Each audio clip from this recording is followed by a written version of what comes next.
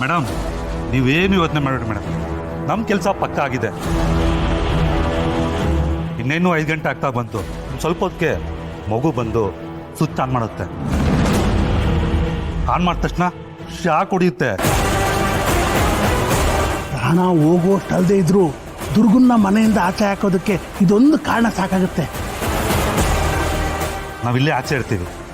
ನಿಮ್ಗೆ 5 ಗಂಟೆ ಆದ ತಕ್ಷಣ ಮಿಷಿನ್ ಸಕ್ಸಸ್ಫುಲ್ ಅಂತೇಳಿ ನಿಮಗೆ ಕಾಲ್ ಮಾಡ್ತೀವಿ ಮೇಡಮ್. ಅಯ್ಯೋ ಅಯ್ಯೋ ದೇವ್ರೆ, ಇವ್ರು ಇಷ್ಟೊಂದು ದೊಡ್ಡ ಅನಾಹುತ ಮಾಡೋದಕ್ಕೆ ಪ್ಲಾನ್ ಮಾಡಿದಾರ? ಇಲ್ಲ, ಹಾಗಾಗಕ್ಕೆ ನಾನು ಬಿಡಬಾರ್ದು. ನನ್ನ ಮಗಳಿಗೆ ಏನೂ ಆಗ್ಬಾರ್ದು. ದುರ್ಗಾ, ದುರ್ಗಾ, ದುರ್ಗಾ, ಬಾಯ್ಲಿ.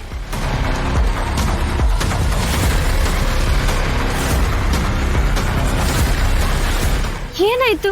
ಯಾಕೆ ಇಷ್ಟೊಂದು ಗಾಬರಿಯಲ್ಲಿದ್ದೀರಾ? ನೀವ್ ಇಲ್ಲೇನ್ ಮಾಡ್ತಿದ್ದೀರಾ? ಅದನ್ನೆಲ್ಲ ಆಮೇಲೆ ಹೇಳ್ತೀನಿ. ಹಿತ ಅಪಾಯದಲ್ಲಿದ್ದಾಳೆ, ಬೇಗ ಹೋಗಿ ಅವಳನ್ನ ಕಾಪಾಡು. ಅಪಾಯನ? ಏನಪಾಯ? ಆಮೇಲೆ ಹೇಳ್ತೀನಿ ಅಂತ ಹೇಳ್ದೆ ತಾನೆ. ಹೀಗೆ ಪ್ರಶ್ನೆ ಕೇಳ್ತಾ ಟೈಮ್ ವೇಸ್ಟ್ ಮಾಡ್ಬೇಡ ಪ್ಲೀಸ್. ಬೇಗ ಹೋಗು ದುರ್ಗಾ. ಅಲ್ಲ, ಬೇಗ ಹೋಗು. ಹೋಗು ದುರ್ಗಾ, ಹೋಗು ಹೋಗು.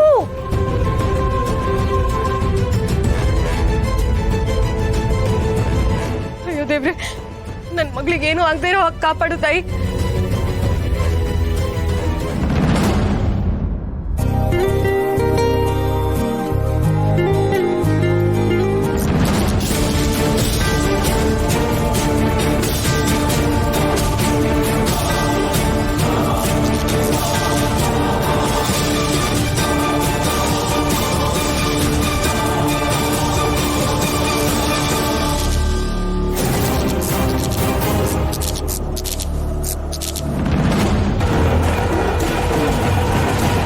ಈ ಬಳೆ ಯಾಕೆ ಮತ್ತೆ ಹೊಳಿತಾ ಇದೆ?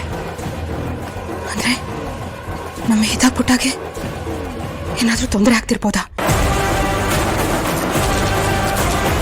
ಹಿತ, ಹಿತ, ಹಿತ ಪುಟ್ಟ ಅಲ್ಲೇ ನಿಂತ್ಕೋ, ಅದ್ರ ಮೇಲೆ ಕಾಲು ಇಡ್ಬೇಡ.